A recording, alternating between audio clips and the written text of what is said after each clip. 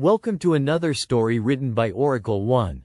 The Forbidden Rituals of the Ancient Crypt. Chapter 1: The Stairway Beneath the Abbey.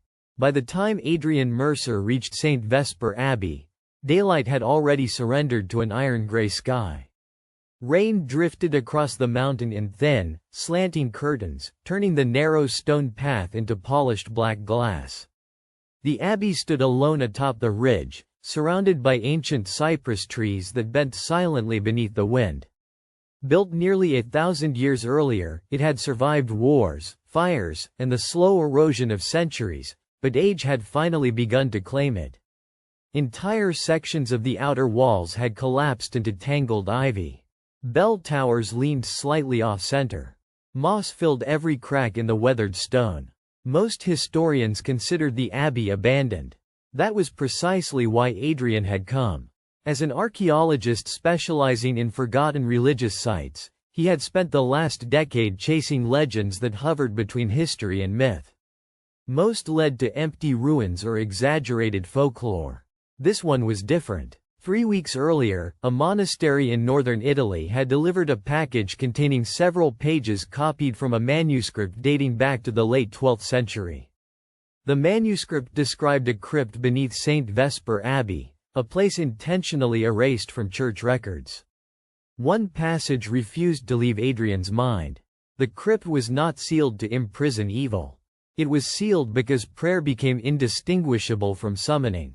No explanation followed, only a rough map. The map ended beneath the abbey. Adrian climbed the final steps toward the heavy oak doors. Rainwater dripped steadily from the stone gargoyles overhead, splashing against broken flagstones with rhythmic precision. The enormous doors stood slightly open. That was unexpected. Abandoned buildings rarely welcomed visitors. He hesitated only briefly before pushing them wider. The hinges groaned. The sound echoed throughout the empty abbey, lingering longer than it should have. Inside, darkness swallowed nearly everything beyond the entrance. His flashlight cut through the gloom in a narrow beam. Dust floated lazily through the air despite the dampness outside. Broken pews lay scattered across the nave. Torn banners still hung from cracked columns, their faded symbols barely recognizable. The silence felt immense, not peaceful. Watching, Adrian took several photographs before continuing toward the altar. His boots echoed sharply across the stone floor. Each step produced another echo. Then another. Then another. Too many. He stopped walking. The footsteps continued. 3 more pairs. Slow. Measured. Following. He spun around. Nothing. Only empty pews disappearing into darkness. The echoes finally faded. Adrian forced himself to smile. Old buildings, he muttered. They always settle. The words sounded unconvincing even to him. He reached the altar. Behind it stood an enormous stone crucifix whose face had been deliberately chiseled away centuries ago. Every feature was gone except the outline of the head. Someone had wanted its expression erased. Beneath the altar rested a circular slab engraved with concentric rings of unfamiliar symbols. They were not Latin, nor Greek, nor Hebrew. The characters curved into themselves in impossible ways, giving Adrian the uncomfortable impression that they shifted slightly whenever he blinked. He knelt beside the slab. According to the copied map, his fingers traced the outer ring. There, a small indentation. He pressed. Stone groaned beneath him. The slab shuddered before slowly sliding aside, releasing a breath of air so cold that his flashlight briefly fogged over. The smell rose first. Wet earth, old incense, ancient decay. Not the smell of death. The smell of something preserved. A spiral staircase disappeared into darkness below. Adrian stared at it for several seconds. No records. No excavations. No evidence anyone had entered this place for centuries. His heartbeat quickened. He switched on a second flashlight before descending. Each step had been carved directly into black stone, polished smooth by countless feet. Yet no dust covered them. The realization stopped him halfway down. The abbey above had collected decades of dust. The crypt had none. Someone had been walking here recently. The staircase finally opened into an enormous underground chamber. Adrian's flashlight swept slowly across the room. Walls disappeared into darkness beyond its reach. Massive stone pillars supported a vaulted ceiling covered entirely in faded murals. Hundreds of hooded figures surrounded a circular symbol painted across the ceiling itself. Every single figure faced downward, toward whoever stood below. Toward him, the beam continued moving. Ancient sarcophagi lined the walls. Each lid bore carvings unlike any Christian burial Adrian had ever studied. Instead of saints or angels, hands, dozens of them, hundreds, reaching upward from beneath the stone. He approached the nearest coffin. Its inscription remained surprisingly intact. Silence preserves the gate. Another. The fifth prayer must never be completed. Another. Should the circle awaken, flee before the final verse. Adrian photographed every inscription. His excitement momentarily outweighed his unease. This discovery would redefine medieval religious history. Perhaps even older history. His flashlight stopped on an enormous bronze door set into the far wall. Unlike everything else, it showed almost no sign of age. 7 locks secured it. Above the doorway hung a single sentence carved deeply into black stone. Only the faithful may open what faith was created to imprison. A chill spread through Adrian's chest. He stepped closer. The locks had no keyholes. Only circular depressions. Each depression contained dried reddish-brown stains.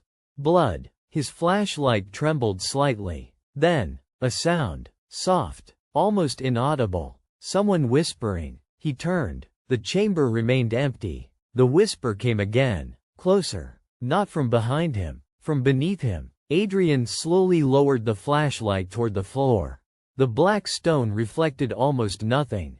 Then, movement. A face stared upward beneath the stone itself. Eyes open, mouth moving silently. Another face appeared beside it.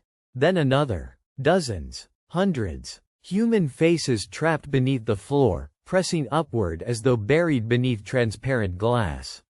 Every mouth formed the same words.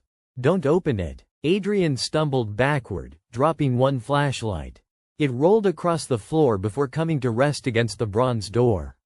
The impact echoed through the crypt.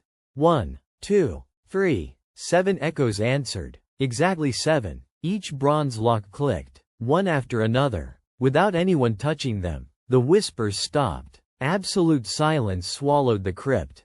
Then the bronze door slowly began to open inward by itself. Behind it, there was no room, only darkness. Not ordinary darkness. A depth so complete that Adrian could not judge where it ended. The air pouring from within smelled impossibly ancient. Like extinguished candles, dried blood, and forgotten prayers. Then, from somewhere inside the endless blackness, a calm voice spoke. Not loudly, not threateningly, simply, patiently. "You have arrived exactly as the ritual foretold." The door continued opening, and something on the other side took its first breath in centuries. Chapter 2. The fifth prayer. The voice did not echo. That was the first thing Adrian noticed. Every sound inside the crypt lingered unnaturally. His footsteps, his breathing, the scrape of loose stone beneath his boots. Yet the words from beyond the bronze door simply existed for a moment before disappearing, as though the darkness itself absorbed them. "You have arrived exactly as the ritual foretold." Adrian's pulse thundered in his ears. He should have run. Every instinct demanded it. Every warning carved into the sarcophagi, every face beneath the floor pleading with silent desperation, pointed toward the staircase leading back to the abbey. Instead, he stood motionless. Curiosity had defined his life. Now it betrayed him. He raised the remaining flashlight toward the opening. The beam entered the darkness. It never struck a wall. The light simply vanished. As though swallowed by something immeasurably deep. A figure slowly emerged, not walking, gliding. It wore dark ceremonial robes embroidered with symbols that shimmered faintly like oil floating atop water. Its face was hidden beneath an elaborate stone mask cracked by age. Only its eyes remained visible. They were completely white, not blind, watching. You crossed the threshold willingly, the figure said. Adrian struggled to find his voice. Who are you? The figure tilted its head. The last keeper. The title hung heavily in the air. The last keeper of what? The final ritual. Silence followed. Then, one by one, candles around the crypt ignited without flame-touching wick. Dozens, hundreds. Golden light spread across the chamber. Adrian finally saw the crypt in its entirety. It was far larger than he had imagined. The pillars surrounding him were not simple supports. They were carved into kneeling human figures. Thousands of them. Every pillar depicted dozens of people stacked atop one another, arms reaching upward toward the vaulted ceiling. Their expressions were frozen somewhere between worship and terror. The murals overhead became clearer. The hooded congregation surrounded not an altar, but a massive circle carved into the floor. A ritual circle. Its intricate geometry stretched across nearly the entire crypt, lines intersecting in patterns so elaborate Adrian struggled to follow them.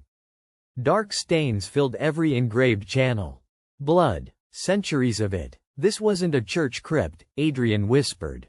No, it was built first. Yes, the abbey was constructed to hide it. The realization struck Adrian like ice water. St. Vesper Abbey had never protected holy ground. It had concealed something beneath it. The keeper extended one pale hand. You came seeking history. I did. You found memory. The floor trembled gently, not violently, like something enormous shifting beneath the mountain. Dust drifted from the ceiling. The faces trapped beneath the black stone floor opened their mouths once more. This time Adrian heard them. Not individually. Together. One desperate chorus. Leave. The keeper ignored them. They always fear remembrance. Who are they? The faithful. Adrian looked down again. Hundreds of faces stared back. Men, women, children, priests, kings, beggars. Their expressions differed only in one respect. Every pair of eyes begged him to flee. They performed the ritual? They completed 4 prayers. Adrian's stomach tightened. The inscriptions mentioned a 5th. The keeper nodded slowly. The final prayer. What happens when it's spoken? For the first time, the keeper hesitated. Then answered. Completion. Before Adrian could ask another question, chanting echoed through the crypt. Deep, rhythmic, coming from every passage branching beyond the chamber. Figures emerged. Dozens of them. They wore the same robes as the keeper, though theirs had long since rotted away in places, exposing gray flesh beneath. Their movements were unnaturally synchronized. Not one step differed from another. Each carried a stone bowl filled with black liquid. They arranged themselves around the enormous ritual circle. No one acknowledged Adrian. It was as though they had rehearsed this moment for centuries. Perhaps they had. What are they doing? Adrian asked. The ritual has begun. I didn't agree to anything. You answered the invitation. The manuscript? The first prayer. Cold settled deep inside Adrian's chest. The copied pages. The map. The carefully chosen words. None of it had been an accident. Someone hadn't invited him. Something had. The chanting grew louder. The robed figures dipped their hands into the bowls before tracing fresh symbols over the ancient carvings. The black liquid steamed upon contact with stone. Blood. Fresh blood. Adrian backed away. I won't help you. You already have. The keeper pointed toward Adrian's satchel. Confused, Adrian opened it. Inside lay the copied manuscript. Its pages were no longer covered in faded ink. New lines had appeared, written in his own handwriting. His breathing stopped. He had never written them. Yet every letter belonged unmistakably to him. The final page contained only 5 sentences. 4 had been crossed out. The 5th remained untouched. The gate remembers the name of the one who opens it. The handwriting beneath continued. Read aloud. Adrian threw the manuscript onto the floor. I didn't write that. You remembered it. I've never been here. The keeper's white eyes remained fixed upon him. Haven't you? Images exploded inside Adrian's mind. Not dreams. Memories. A younger version of himself. 10 years old. standing inside the abbey, holding his father's hand, listening to monks singing beneath the floor. His father kneeling before the bronze door, offering blood, offering prayers, offering his son. Adrian stumbled backward, nearly falling. No, he remembered now. Not everything. Fragments. His father had never disappeared during an archaeological expedition as everyone believed. He had vanished here, inside St. Vesper Abbey, inside this crypt. The invitation had not found Adrian by chance. It had found the child promised decades earlier. The chanting stopped. Absolute silence returned. The keeper slowly removed the cracked stone mask. Beneath it was Adrian's father, older, gaunt, eyes completely white. His face bore no expression beyond profound exhaustion. "You remember?" Tears filled Adrian's eyes. "Dad, I waited. What happened to you?" "I completed the fourth prayer." His father looked toward the unopened darkness beyond the bronze door. "But I refused the fifth." The crypt shook violently. The darkness behind the doorway stirred. A shape shifted within it. Far too large to enter. Far too vast to understand. Only fragments became visible. An eye opening where no eye should exist. Hands unfolding into branches. Countless mouths whispering prayers in voices that predated language itself. Adrian felt his thoughts bending simply by looking at it. His father stepped between him and the doorway. "It still needs someone." "The fifth prayer," Adrian whispered. His father nodded. "It cannot speak it." "Why not?" "Because rituals require belief." The mountain groaned. Stone cracked overhead. Dust poured into the chamber. The faces beneath the floor screamed soundlessly. The keeper, the man who had once been Adrian's father, placed a trembling hand upon his son's shoulder. "I spent 34 years keeping it asleep." His voice broke. "I cannot do it any longer." The manuscript lying on the floor slowly opened by itself. Its final page turned. The unwritten prayer began filling itself in. Not with ink, with blood seeping upward through the parchment. And every robed figure in the crypt knelt simultaneously. Waiting, not for the thing beyond the gate. For Adrian to decide whether the fifth prayer would finally be spoken. Chapter 3 The last ritual. The prayer wrote itself one line at a time. Blood seeped through the ancient parchment, forming symbols Adrian could not recognize with his eyes but somehow understood with terrifying clarity. Every word settled into his mind before it appeared on the page, as though he were remembering a language he had never learned. Around him, the kneeling figures remained perfectly still. The candles no longer flickered. Even the mountain had fallen silent. Only the immense darkness beyond the bronze door continued to breathe. Slow, patient, waiting. Adrian looked at his father. The old man's shoulders had sagged beneath the weight of decades. His once white robes were stained nearly black, the embroidered symbols faded by time. Yet despite everything he had endured, there remained one unmistakable emotion in his face. "Hope. You can still leave," Adrian said quietly. His father smiled sadly. "No, the faces beneath the floor told me to run. They were trying to save you. Then come with me." His father slowly shook his head. "I have crossed too many circles." Adrian frowned. "What does that mean?" His father knelt beside one of the engraved rings surrounding the ritual circle. There were never 5 prayers. Adrian stared. The inscriptions were altered. His father traced one trembling finger across the stone. "There are 6. A section of dried blood flaked away beneath his touch, revealing another carved ring hidden beneath centuries of ritual.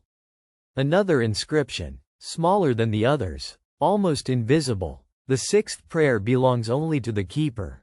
Adrian's heartbeat quickened. "You lied to it." His father looked toward the endless darkness beyond the gate. "No, I obeyed it." "Then why hide this?" "Because it cannot read what was carved after it was imprisoned." The realization struck Adrian with staggering force.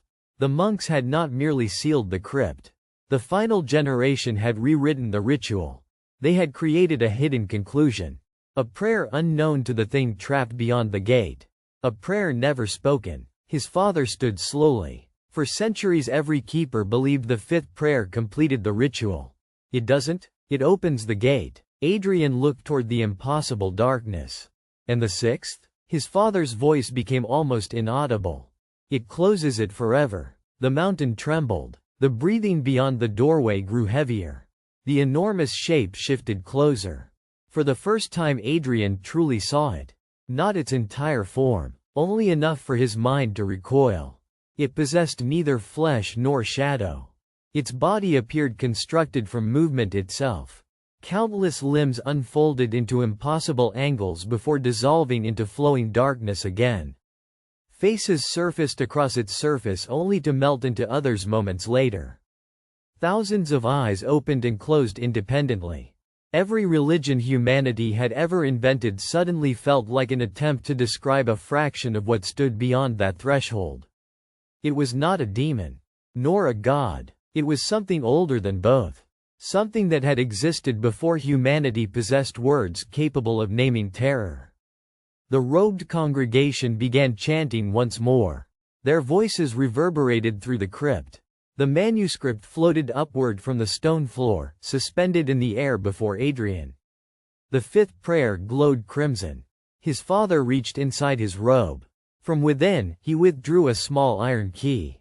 It looked strangely ordinary, untouched by the centuries. I forged this the night I refused.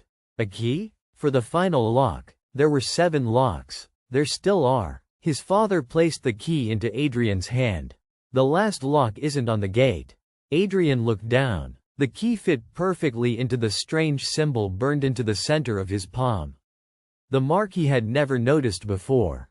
It had always been there, hidden beneath the lines of his skin. I was marked. The day you were born. You sacrificed me. His father's eyes filled with tears. I believed I was saving the world. Silence followed. Then the thing beyond the gate spoke. Not aloud. Inside every thought Adrian had ever possessed. You belong to me. The words were not threatening. They were absolute. The pressure nearly drove Adrian to his knees. Visions flooded his mind. Cities swallowed beneath oceans of darkness. Empires rising only to kneel before impossible. Altars. Entire civilizations performing the same ritual beneath different names. The crypt, the abbey, the manuscript. None of it had been unique. Across history, humanity had repeatedly found places where the barrier between realities had weakened. Each culture invented new ceremonies, new religions, new explanations, but beneath every myth, the same ritual waited, the same gate, the same prisoner, the same keeper. His father gripped Adrian's shoulders. Listen carefully. The old man's voice was fading. The sixth prayer cannot be read. What? It must be. He coughed violently. Chosen. The chanting reached a deafening crescendo. The manuscript burst into flame. Not ordinary fire. White fire. Every written prayer vanished. Only blank pages remained. The hidden inscription beneath the ritual circle began glowing. The words rearranged themselves into a single sentence. The gate closes only when someone willingly becomes its final lock. Adrian understood. There had never been a spoken sixth prayer. The prayer was a sacrifice. Not of blood, not of life, of existence. The keeper did not merely guard the gate. The keeper became part of it. Forever. His father smiled. I've held it closed for 34 years. The old man's body began crumbling into pale ash. I can't hold it another second. The darkness surged. The bronze doors groaned as something impossibly vast forced itself toward the opening. Stone pillars cracked. The ceiling split. The kneeling congregation screamed, not in fear, in warning. Adrian closed his eyes. He thought of the world above. The rain falling upon the abbey. The forest surrounding the mountain. Every ordinary life continuing without ever knowing how close unimaginable horror had always waited beneath their feet. Then he stepped into the center of the ritual circle. He pressed the iron key against the mark in his palm. It sank into his skin without pain. Light erupted beneath his feet. The ancient carvings blazed white. Every face beneath the stone floor looked upward. Not with terror, with gratitude. The gate began closing. The thing beyond it roared. The sound shattered pillars and extinguished every candle in the crypt. Its countless limbs reached desperately toward Adrian. For one terrible instant they touched.